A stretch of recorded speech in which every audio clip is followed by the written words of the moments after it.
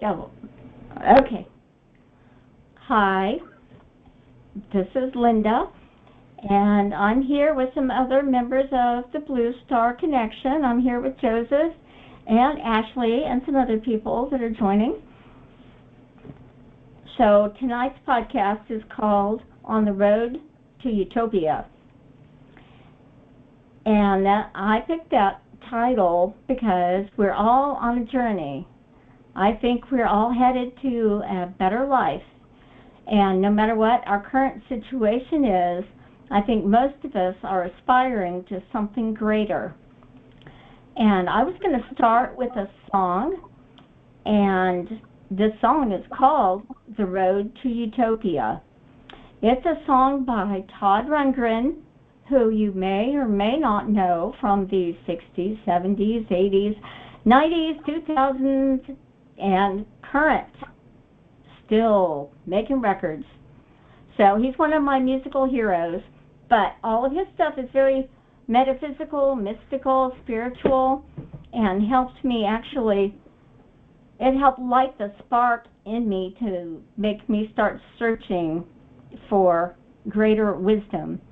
So this song is called The Road to Utopia, and I put the lyrics in the chat box, so if you're in the situation where you can open your chat box, you can read along. So this is just like a 3-minute song that I'm going to play here, and it's all about being on the road to Utopia, which we all are. And then I don't see it in the chat box. Let's see. In mine. I don't see it either. Maybe because I might have signed in after you put it in. Oh, okay. I'm going to put it in again because I wanted I see it. Okay, I wanted to print a document and hold it up, but my printers aren't cooperating today. So, yeah. Okay, so I'm just going to play this little 3-minute song, and then we're going to come back and discuss. All right. I hear some kind of talking that's not very clear. Okay, let's see. Okay, so here we go.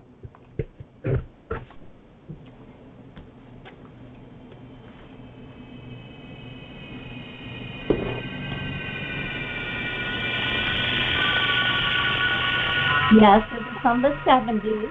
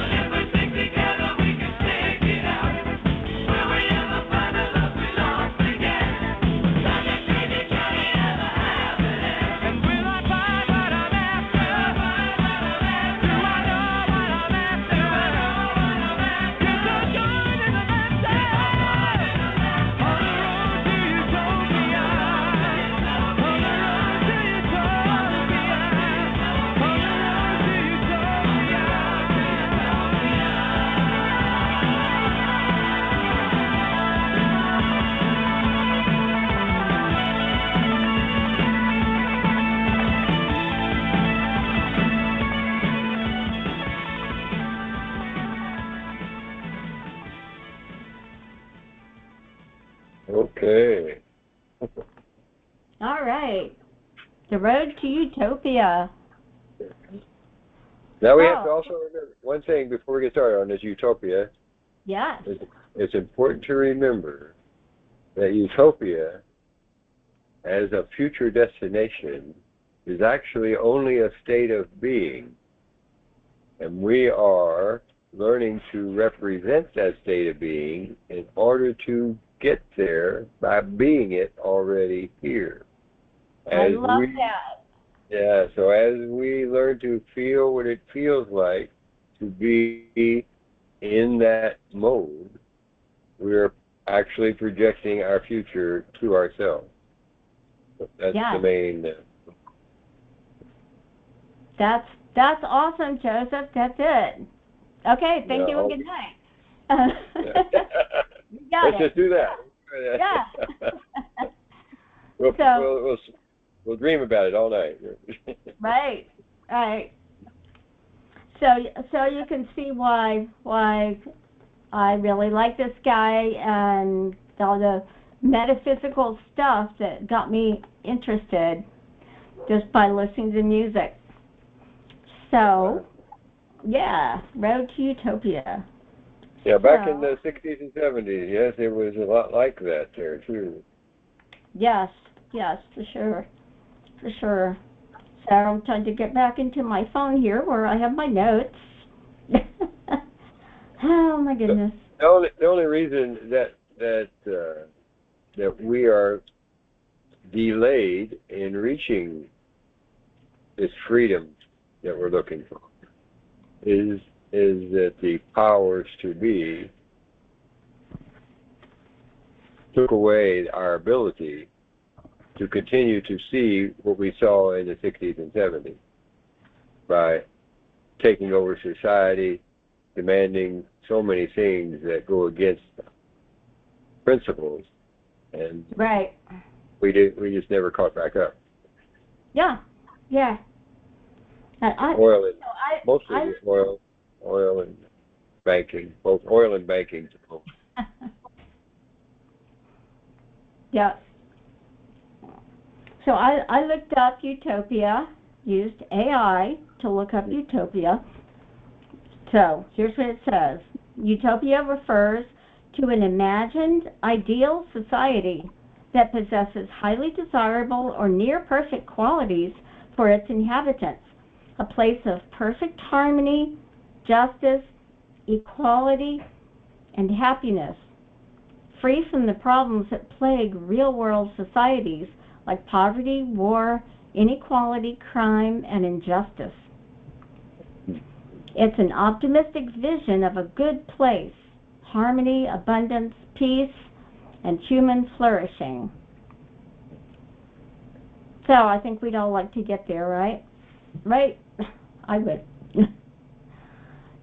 So one of the suggestions for a topic tonight was to talk about Christ consciousness, and I think that goes right along with Utopia, doesn't it?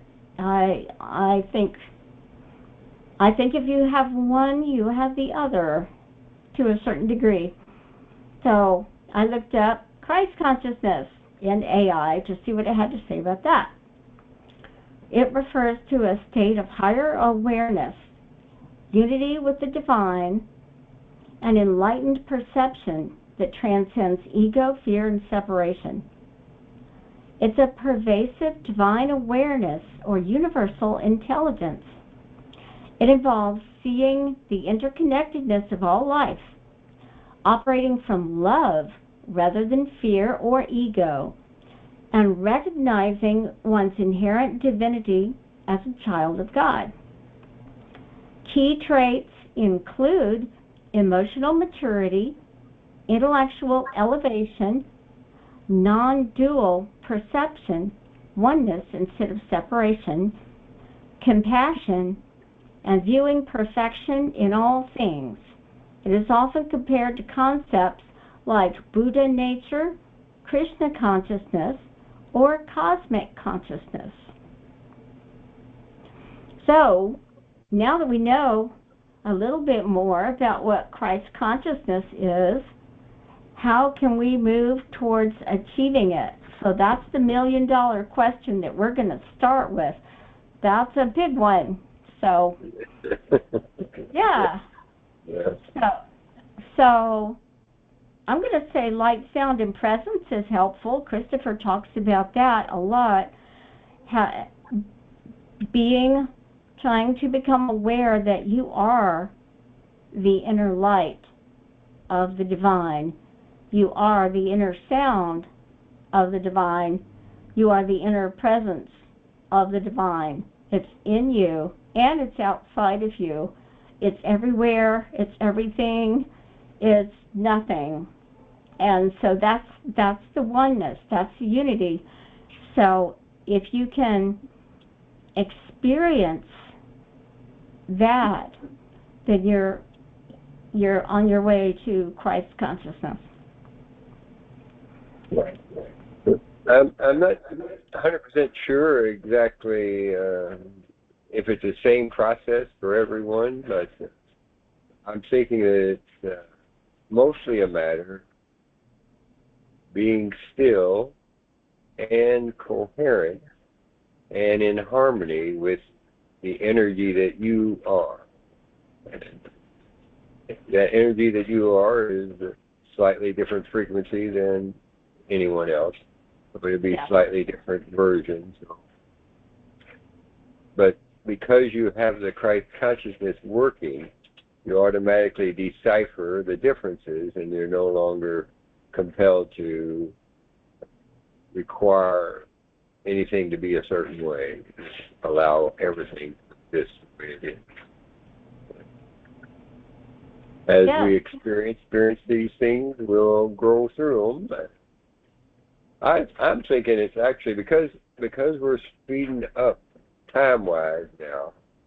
The closer we get to where we're going, the quicker people are going to catch on to stuff, and it could just at one point just suddenly just happen. All of a sudden, everybody's in the same spot. Poof. That would be nice. That would be nice. Yes. Yes, and like you said, live and let live. Tolerance, patience, compassion, empathy, realizing that everybody does have their unique perspective, and that we have to respect everyone as divine, even if their perspective is way, way different from what we imagine. It's, in the end, everybody's divine. In the end. So yeah. There is some, I don't know, I suppose it would be a doubt that everybody could possibly make it. Too many people do not have enough understanding the true nature of reality. So I don't know if that's really possible, but I'm not against it. Yeah, I think the understanding comes later, because it can be true without understanding it, but it can still be true. Yeah, I was reading the book Christopher suggested, Crystal Connection, and in that book, which is very hard to read, they say that we move from where we are now to the next elevated place in our consciousness. We will be having over 1,000 different levels for people to be able to have a place that they fit in. Because you can't have the guys up here talking to the guys up here. They probably won't get along so well. But so anyway, it's something like that. Right. Whether that's true or not, we'll have to wait and see. Right. Well, I mean, we have 1,000 different levels where we are now. Yeah. There's. But everybody thinks they're on the same level. Yeah. That's why they won't believe what other people say. Right. Right. Yeah, and that's yeah, that's part of learning to respect each other, even though you might not agree. You don't have to agree, but you can at least respect someone's right to have their perspective. You know, Right. everyone has a right to see the world the way that they see the world. Yeah. Yeah. So they don't. Right. Mm-hmm. So they give it up. Everything has to come together eventually. It'll still be different for each person. But I'm not sure there's going to be, I mean, Christopher said there's no male or female. Maybe it will be androgynous. Yeah, I think that would be nice. I think androgynous would be nice. Get the best of both worlds. Yeah. Everybody be more equal. I always question, the state of the world and all the, basically the transgender movement, basically, right? Like that's happening, and there is no positive, there is no negative, but of course we're gonna still have our own perceptions, I guess, and beliefs.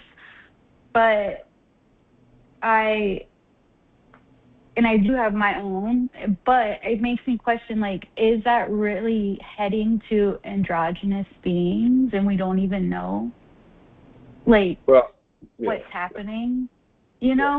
Like, because we're seeing what's happening as like a more of a devastation, depending on the person, but like,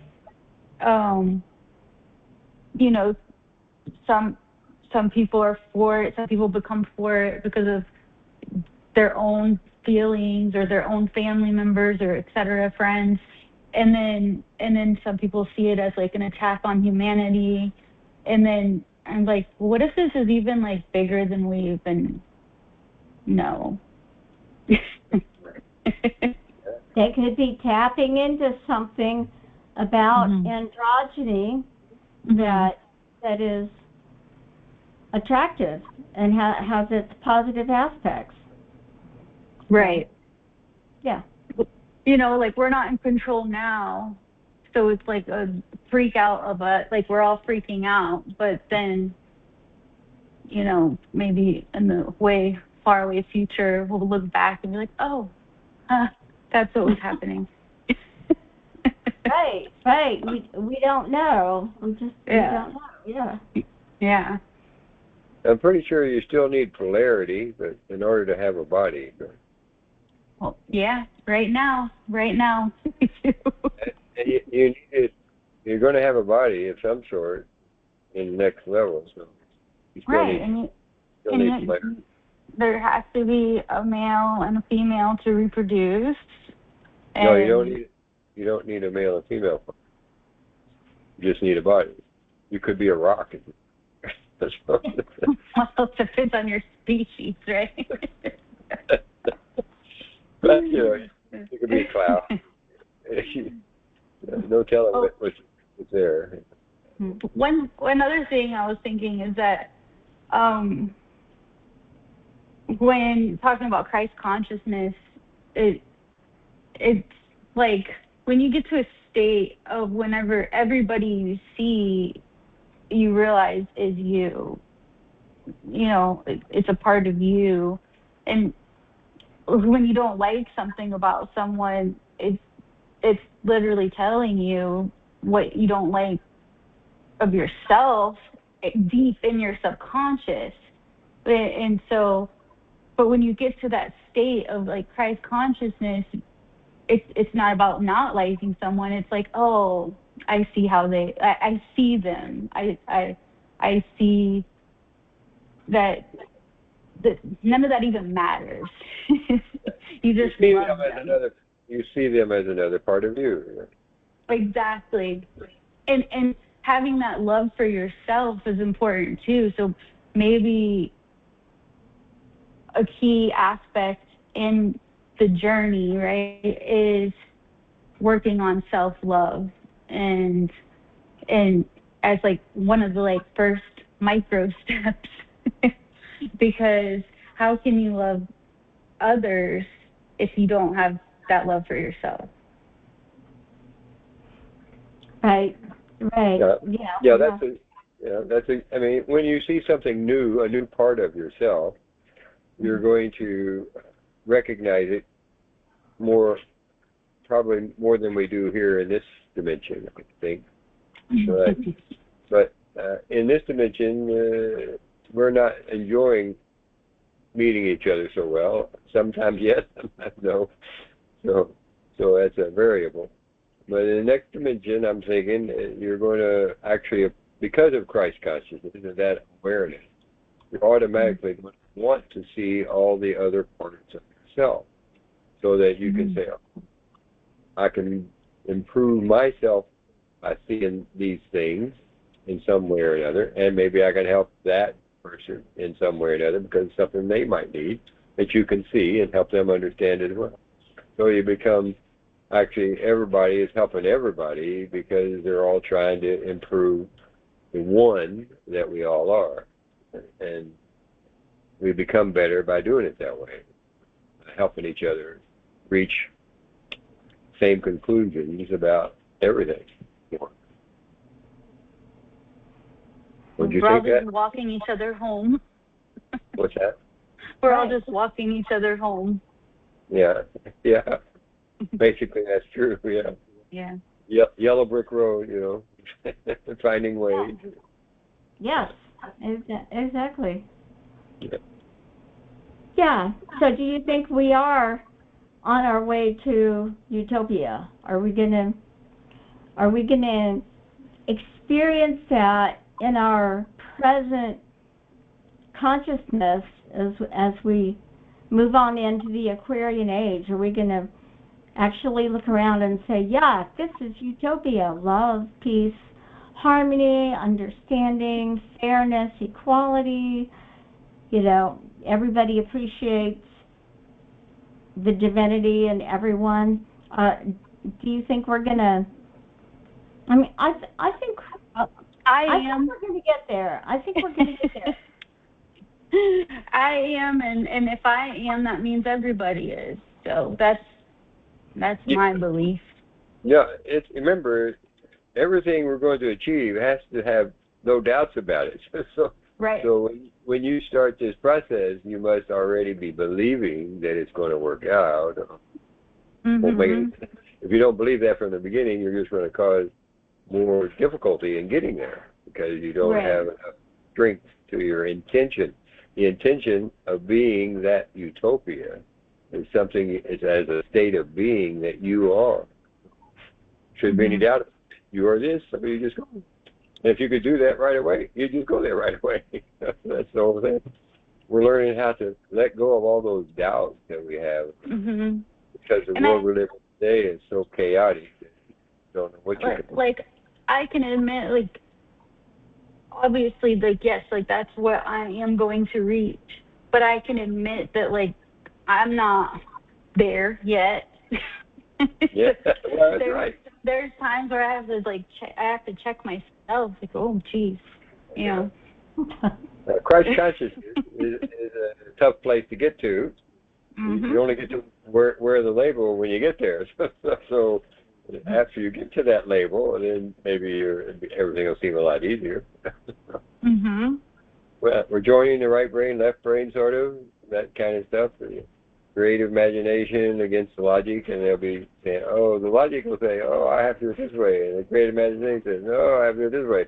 Well, we can work out a deal here. It's sort of like you really sort of working out like that. Yes, we need both. We need both. Yeah, you do. You need them both. And so as you learn who you really are, and you're coherent with all that you are, that stuff automatically happens. Not like you have to think, figure it out, try to make it happen. It's just being coherent and still enough so you don't have any fear in your system. And then that stuff comes to you. Right. Because that's the way I see it. Yeah. I feel it. I think the more we learn to appreciate ourselves, even the parts of us that we might not like, the more we learn to appreciate other people, and vice versa. I think they kind of work together. It's just having that attitude of, I can appreciate this voice that is saying this thing. I can appreciate their perspective, and hope they appreciate yours. Right. Yeah. That's what it's all about. When you can talk to anybody and not ever get into an argument over your differences, then you understand it. Yeah, you can discuss your side all the time. Somebody else can discuss their side. It's just a matter of recognizing that each of you are different. It's like a car, a Ford or a Chevrolet talking to each other. Yeah, I'm a Chevy and I'm a Ford. No big deal. We're just cars, It's the same sort of deal. Yeah. Right. It's like a field of flowers. They're all flowers, but there's no right flower or wrong flower. We're all just flowers hanging out. Yeah. So we're doing that. We're on our way. Yeah. Only got 8 billion people to get sorted out. I think that, our society, this world is big on competition, and it's whenever a flower blooms next to another flower, it just blooms. It's not in competition. Mm-hmm. It's just natural, and they just do. They just are, and the way the competition is just ingrained all the way, from babies. that feeds the ego, and that feeds the opposite of Christ consciousness. Some of it is timing too. Mm-hmm. There's seasons for the harvest and seasons for the planting. That's the second time. I brought that Bible verse up this week. Yeah. So you gotta have a time that's based on how people are seeing things and feeling things as you go through. It keeps changing, so it's that change that we go through is there to cause us to be aware of all the differences, and more concerned with just being ourselves, even though all those differences are there.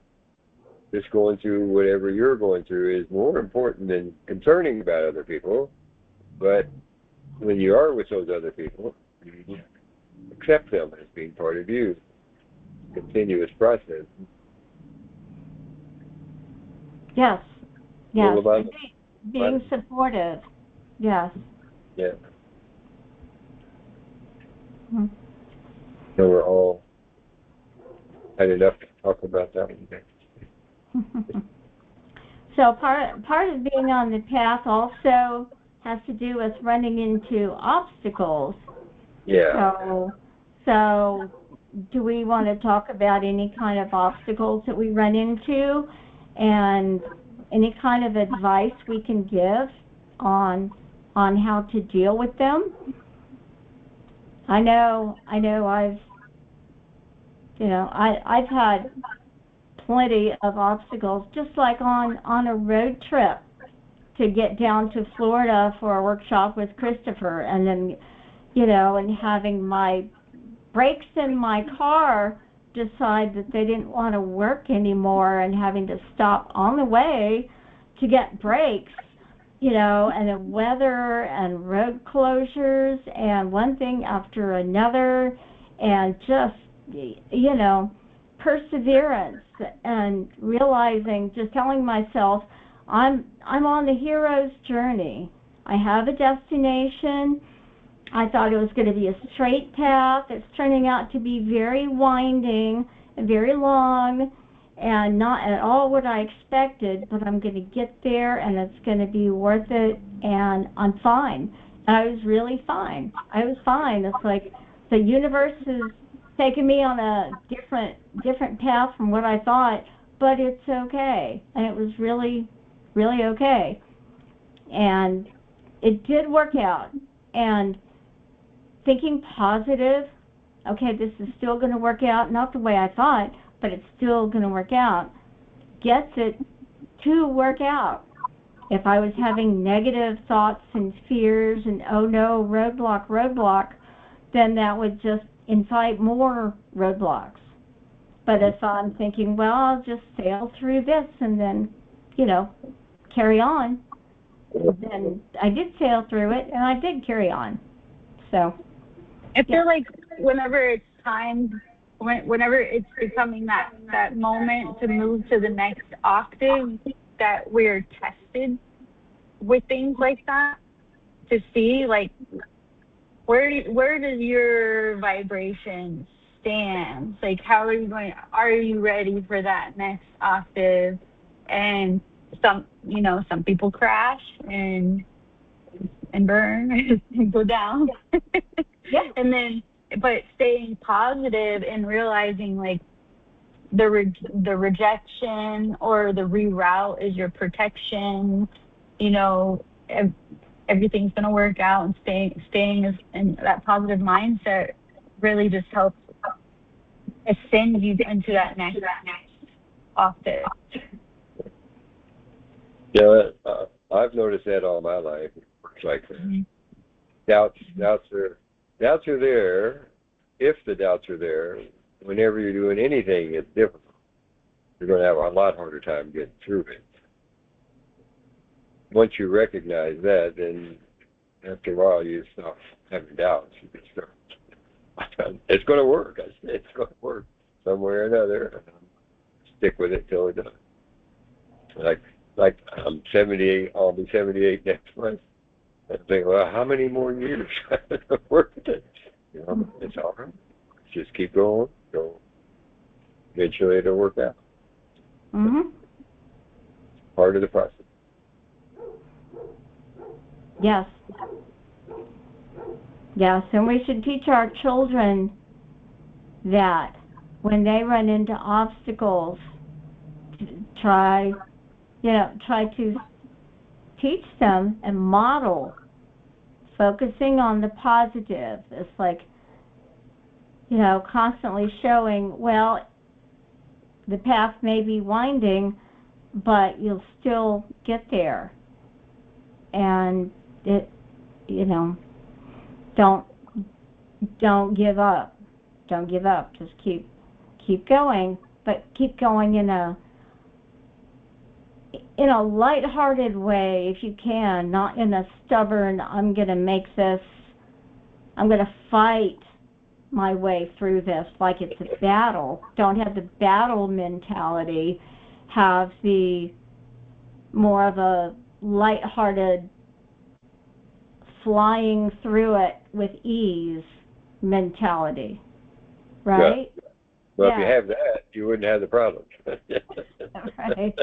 Right. Like it's a game, like it's a game. Like, okay, all right, it's game over. Let me start again on the next level.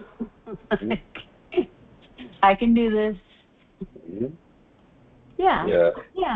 And realize the universe is on your side. That's not against you. It's not, it's not trying to foil your plans. It's a dance. I think it's a dance with the universe. That there's a feedback loop.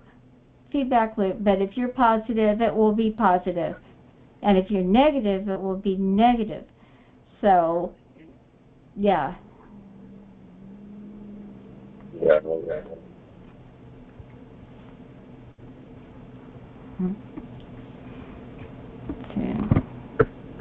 And Ashley, you said something earlier today about being able to visualize a clear path so that an obstacle doesn't come up. So does that works for you to be able to do that if you can see something really clearly? I said that? When did I say that? It was a text, I think. It was a text about if you have a clear vision, then the obstacles aren't as likely to come up. So I mean, I agree with that. Yeah, if I did say that, then if I did or didn't say it, I do agree with that.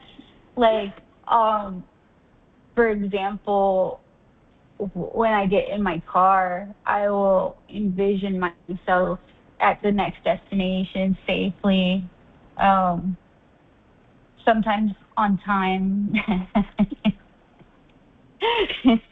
And, like things like that, or that the road will be clear, or, or the weather. And I find that it does make a difference.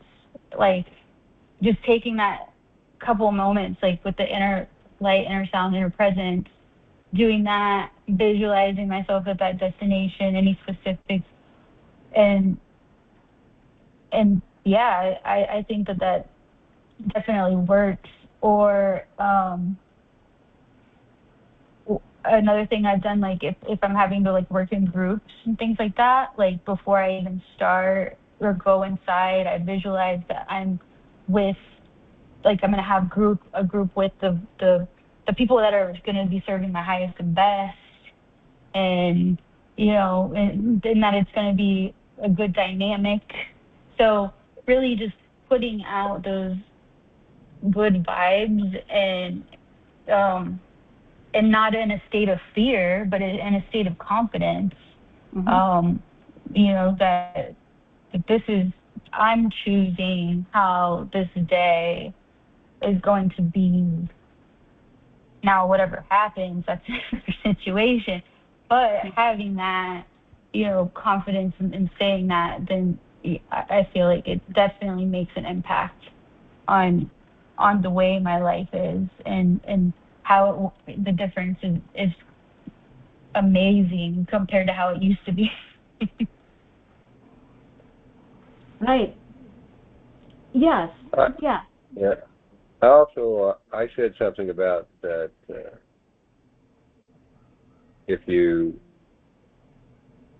foresee the areas where you're going to have the most trouble, then you might pick a path to go around a different way, so that the obstacles are not there so much, which is what I did most of my life, around the obstacles, finding other ways. Depends on how much help you have, really. You got people on your side that help you grow, help you understand them. You get that kind of support that you feel like you're comforted. Then you get a whole different world of options. I didn't have much of that, so I had to fight it all the time. But at the same time, it wasn't really a fight for me. It was more like recognizing where I fit in and where I didn't fit in. Watch people a lot. Become aware of how other people behave, how they do, so you know whether you're going to be able to fit into that. That's what I did.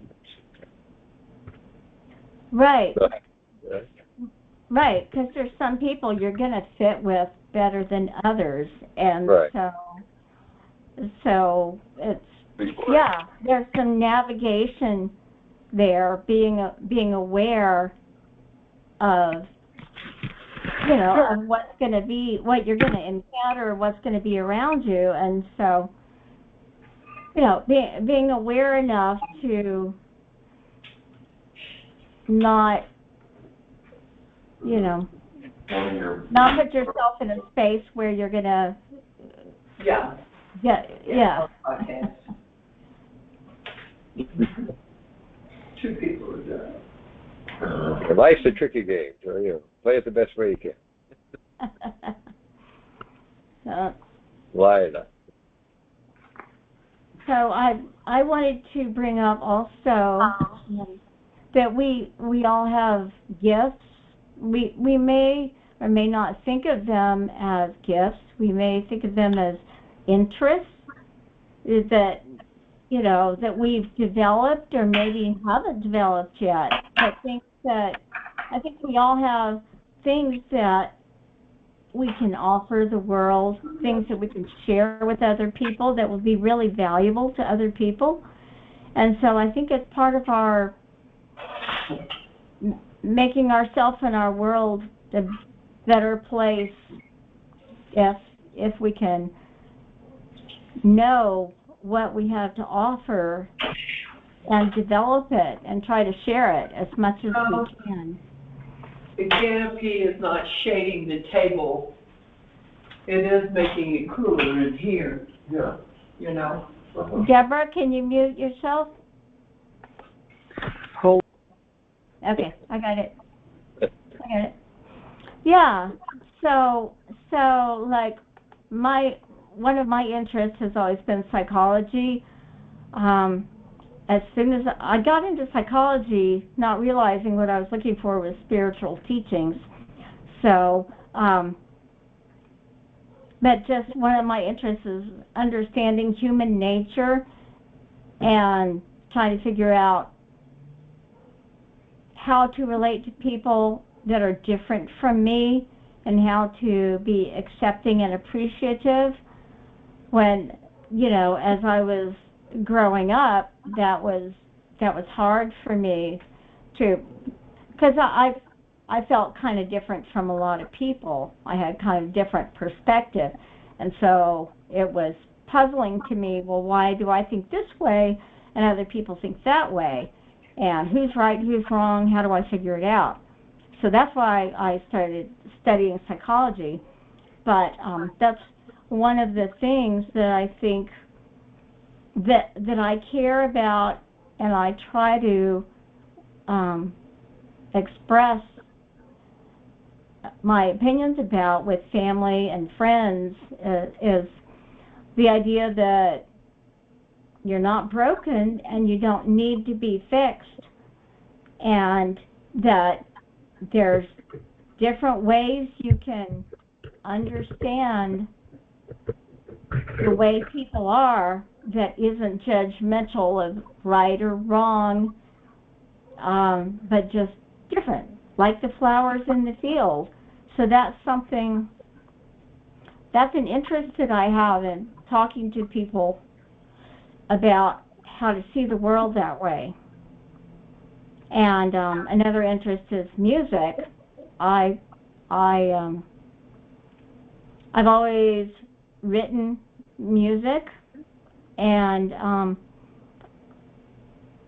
it's kind of metaphysical, the lyrics and so on. It's like I'm trying to be inspiring and wise and lighthearted, and light a spark in people that will make them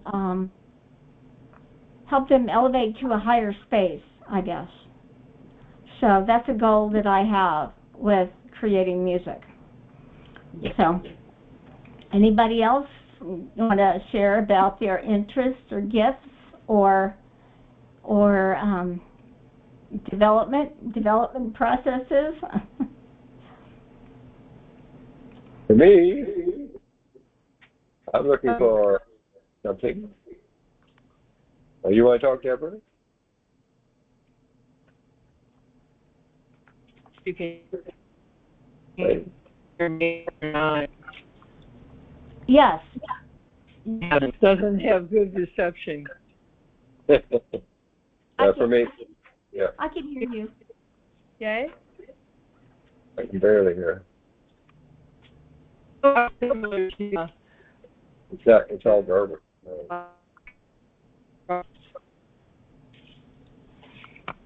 Okay, I don't know if you're hearing me or not. Now we can. Yes. Similar to you, Linda, it kind of, you grew up did. It kind of made me the oddball out, because that was not a popular thing then. And also, I mean, you have to be somewhat in a privileged family for them to be able to afford for you to do that. And so there were some sacrifices, made. Well, I know for me, for my parents to provide that. But yes, it does. It's a different way of growing up. It's not like you're with, what can you say, the clique, the crowd, like everybody else. Right. So, but again, what a wonderful gift that is to grow up with music. Because, I mean, look at the beautiful energy that brings. It's beautiful. So. Yes, and thank goodness for music. It kept me sane. It kept me sane and happy and calm. Yeah. For me, I've had struggling for the last couple of years, actually, trying to determine what I should be identifying as myself. Once I left the flying, that became another issue. How do you relearn how to live your life when you're not doing what you've done all your life? So it's like picking a subject, something that you want to get into.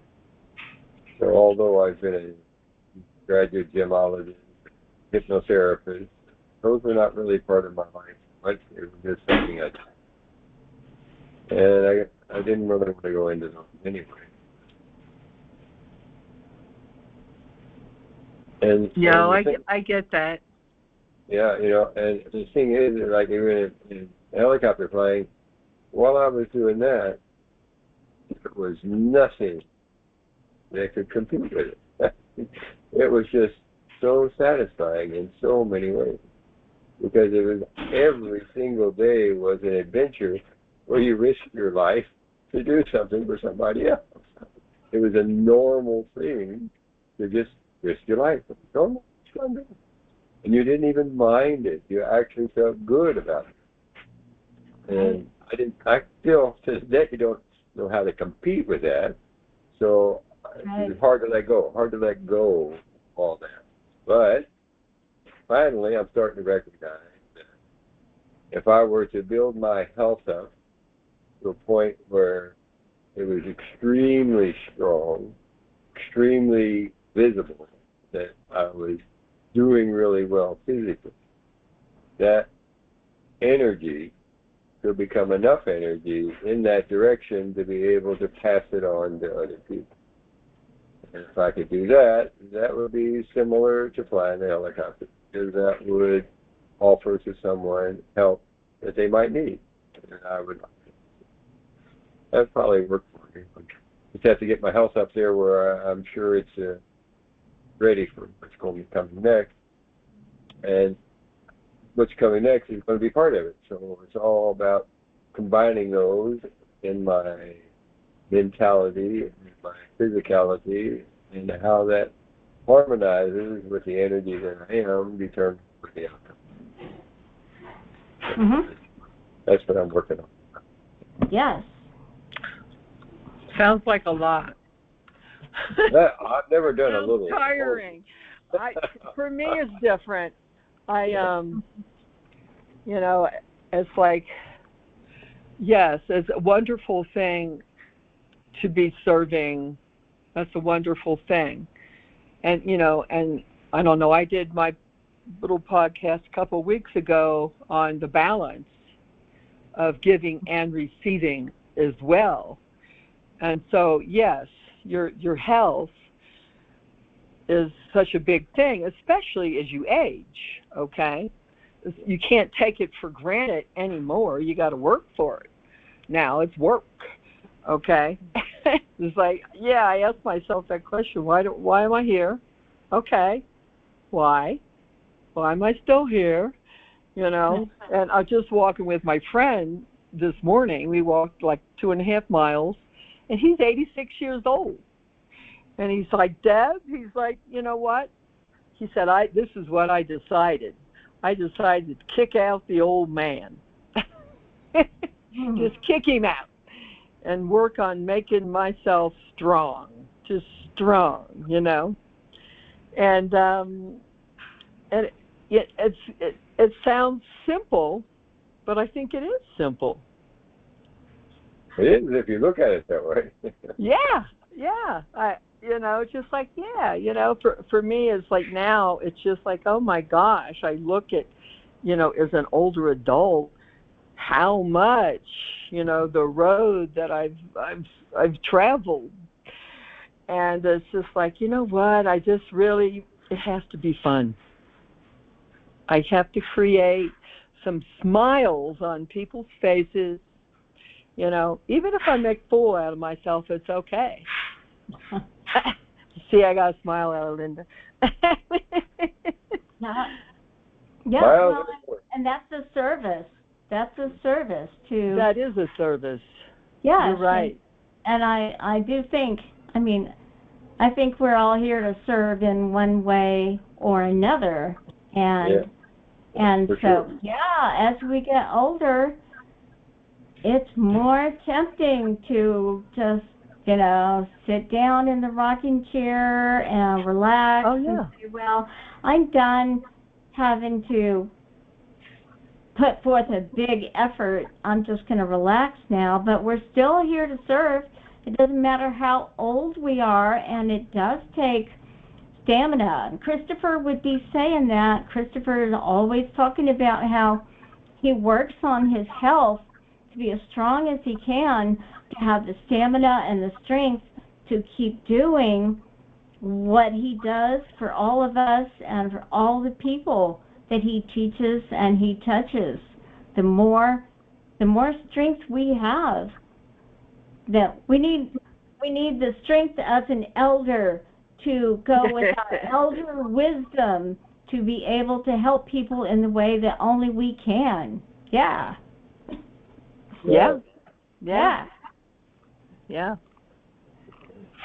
So there's so many different ways of doing that.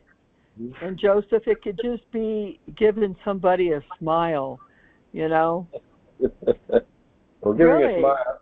Well, normally that would be easy. I do it a lot more often, and I'm doing it now because my teeth are a problem. Oh, God. Oh, my gosh. So everything is in the right place for growth. I understand all the processes, but the problem is coordinate that with everybody and everything in your life so that it becomes a normal, everyday thing. We're trying to become as coherent as possible, and that means all the people in your life that you're dealing with have to be part of that in a way that works for all of you at the same time. So it takes time to put all that together. It takes time to get your mindset on exactly which direction that makes you want to go, because you have to put all these things together. Can't be any parts of you that disagree with it. Yeah, I still have in my bathroom there, don't sweat the small stuff. And that's really a good, pep rally, cheering you on, making things simple and simplifying.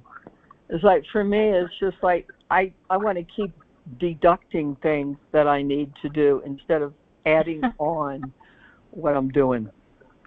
Well, it's not about doing stuff that matters. It matters how you think about it. Well, maybe for you that is. No, it's for everybody. For me. You don't have to think about it at all. Huh? You just do it. Huh? Oh, for me to do? I always want to do something. Always. Well, doing is not stillness. We're looking for stillness first. Doing but second. Stillness is doing. Being still is probably the most difficult thing to do. Stillness is the most difficult. I agree with that. With that. Who is that? Who said that?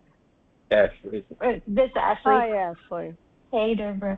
Yeah, sitting still. I mean, I can sit still, but then I'm still doing something. Like, even if it's coloring or on my computer or watching TV, which I've been doing more of lately than usual. And so it's like, yeah, I might be sitting still, but I'm not being still. You can, Gotcha. the only way that I know of to be still and do things is to do it from a Zen point of view.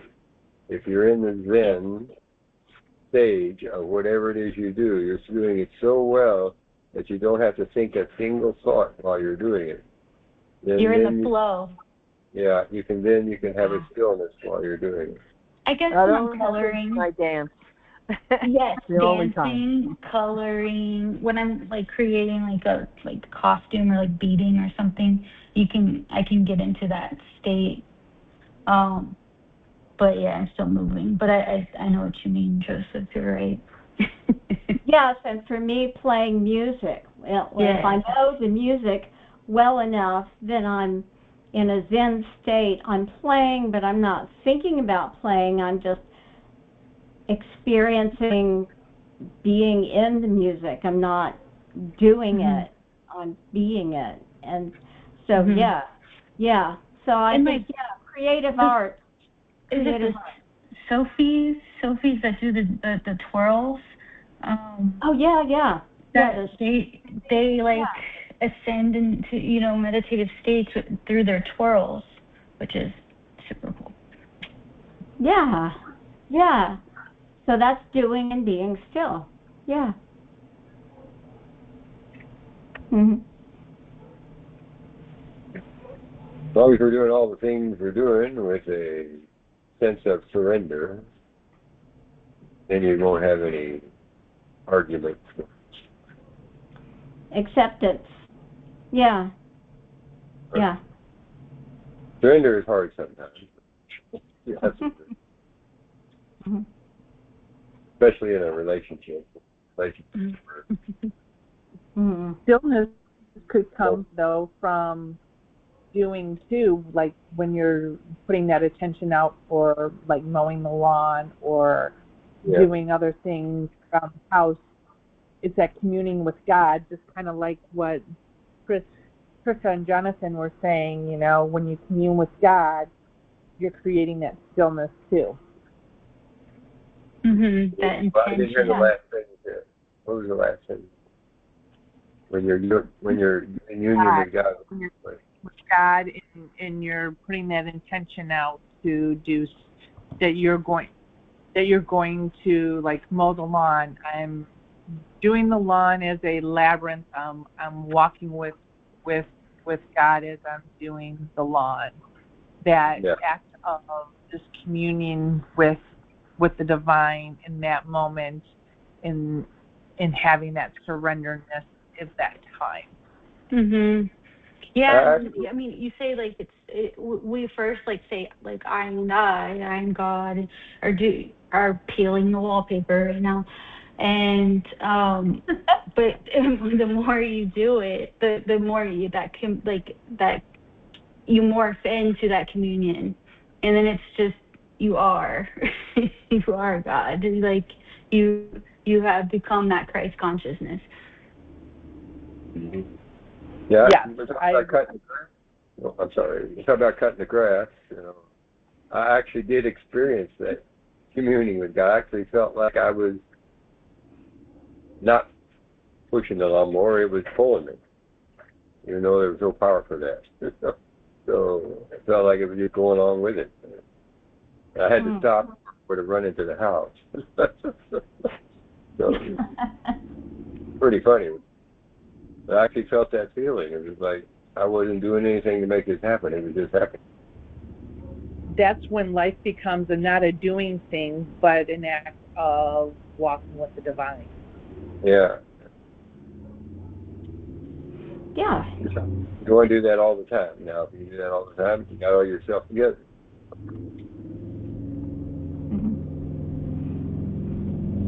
Maybe if you're sitting in a mountain somewhere.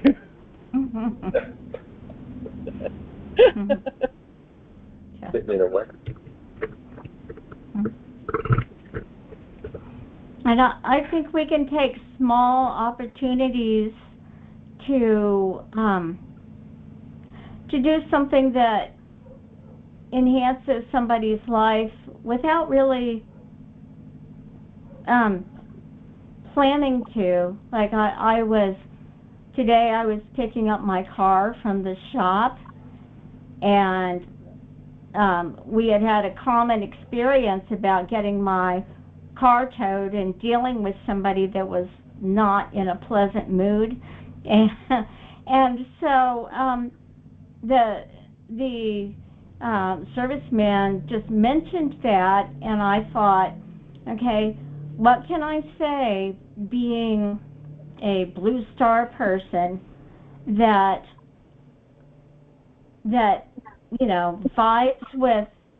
with yes, we had that experience, we shared that experience, and boy, that was really something. But here's how we can look at it in life, and here's how some people have different perspectives from us, and it's okay. And I feel sympathy for the person that was having a bad day, and know that we had a better day because we had that attitude. And so it was like just a little momentary spiritual sharing thing between somebody that I don't know over just a shared experience. And it was like, a little spark of wisdom just popped out that was maybe helpful. So I want to do more of that, just in regular situations, in the grocery store or whenever, just encountering anybody in any kind of situation. If there's some little bit of common ground that I can share, some kind of something that's helpful, then I want to try to do that. I want to try to be in that state. So, yeah. I would say that you do that already, Linda, naturally. Well, thank you. You don't even need to try. That's what you do. Thank you. I try.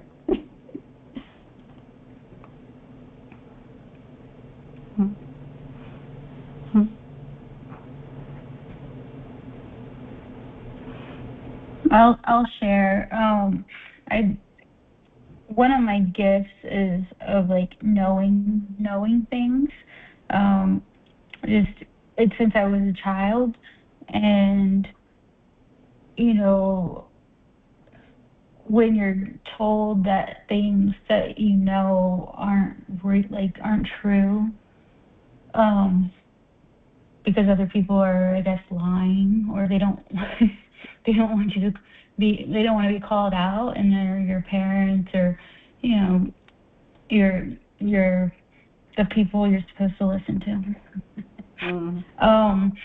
I think that, or I know it brought like a huge state of confusion to my life and being, and also like, am I crazy? And things like that, which I mean, now as I'm older and I've learned through the trials and tribulations, and then see that we're all being lied to, which feeds the mental health issues as well. I can have an understanding and sympathy, empathy for everyone, because I see myself in them, even though I see the younger version of me that went through it then, started going through it. And one of the things that I strive to do is remind people how powerful they are, and that they're not crazy, and that we all do have gifts, and as I'm seeing clients, and I've realized this with time and experience, I realized that things were coming through that I'm like, why am I thinking that right now? And then sometimes I would hold back, and then eventually I just started saying the things without me sounding crazy, just kind of like subtle hints, and then realized that the things I was saying were things that they had personal experiences with. You know, just like for an example, I'm like, somebody for smoking cessation.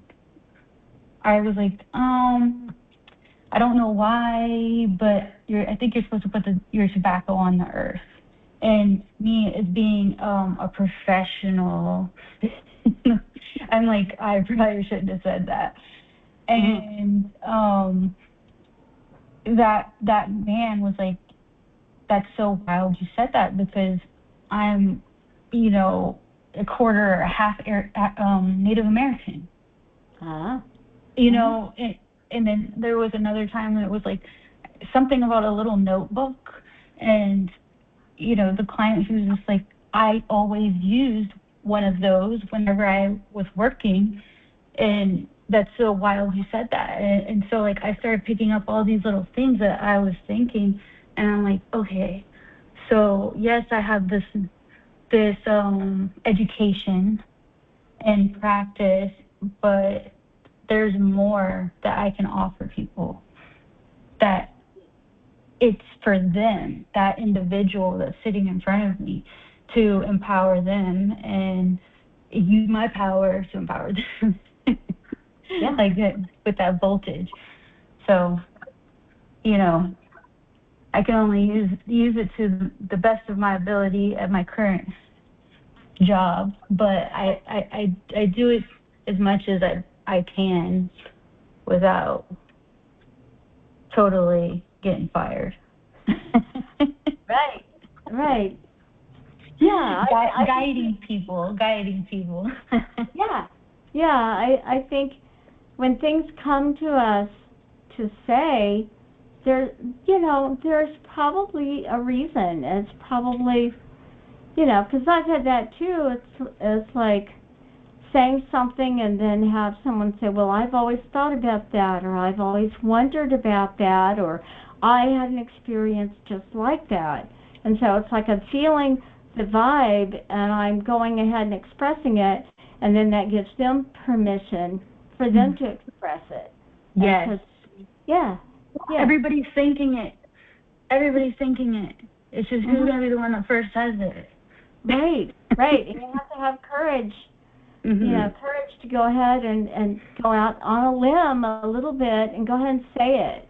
Yeah. Yeah. Building utopia. Yeah. Yes, we should always encourage everyone to be open, let things come out.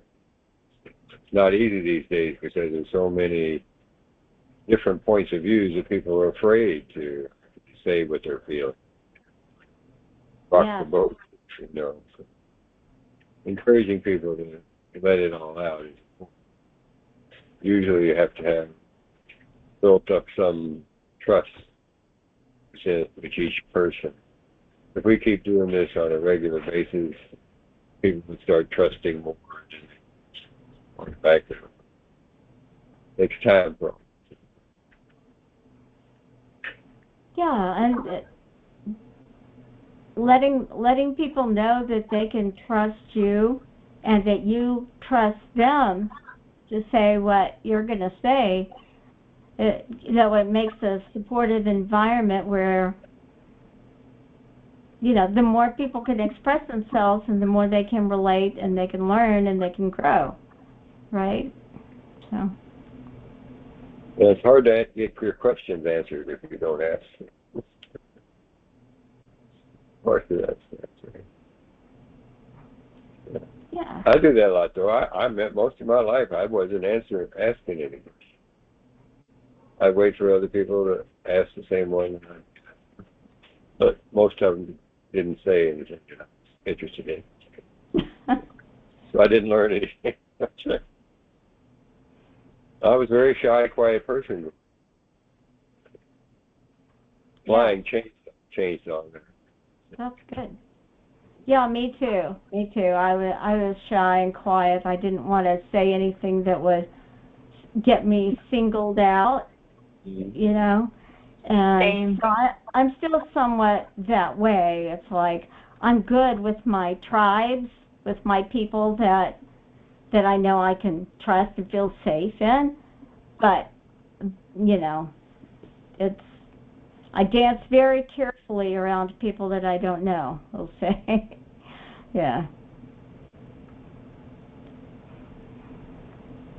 I think it's also too a lot of the things that we think are a little more potent for, I guess, some people, and that is a struggle. No, I wouldn't really call it a struggle now, but that I've experienced, like with family, you know, as they, you know, I mean, they definitely accept me, but with accepting me, I of course get called things like jokes or whatever. I mean, I do not go in my room and cry, I promise you. But you have to have thick skin to be different in this world. Yeah. Yes. Yes.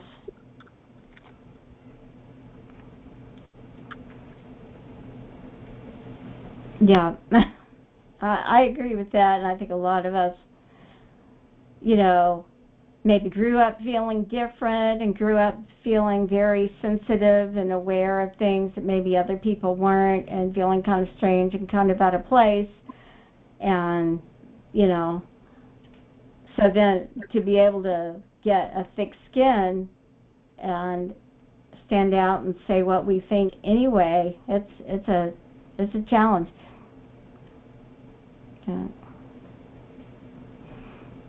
But we need to meet that challenge, because now is the time. If not now, when? Right? It's time. There may be more people thinking more things than we are aware of right now. Maybe people. Yeah. That are how we were when we were. I don't know if you want to say afraid, but you know, too shy to talk about like these topics and things like that. So it's like the more we talk about it, the more other people can feel seen as well. Right. And then the more they will talk to other people, spread it around. Yeah. And the egregore grows. Yes. The new mass consciousness of the utopia that we're headed for. Yes. Yeah. If we live long enough, we'll make it. All you gotta do is make it for another 10, 12 years. We got this. We got this. Yeah, we're making it. Yep, absolutely. Yeah, keep your heart working, and you're doing good. Drink your green drink. Yep. Do light, sound, and presence. Yeah. Get your movement in. Drink your green drink. Those are the fundamentals, really. I'm looking forward to Camelot when it starts to happen. Yes, Camelot. Yes. And if we see it, we believe it, we're going there. Yeah. Camelot takes place while we're still in this level. We move up to the next level. I don't know what you get up there. Nobody knows. Eye has not seen and ear has not heard. Right. So. But we shall see. We shall see. Yes. And Blue Star Connection. That's why That's why we're here. We're encouraging the talk about these incredible metaphysical things. Yeah. Okay. Yeah, we have to learn to get like Merlin, you know, to be part of that magic all the time. Yes, magic. Magic. Yes. We are magical creatures. We just have to realize it. That's true. As we let go of all the things that we've been thinking and that we really are, and we realize that that's not what we really are. We could have been anything we wanted. We just didn't know it. Now you have an opportunity to change into something you really want to be. Something you have. Yes. Let the magic work through you. Yeah. Yes.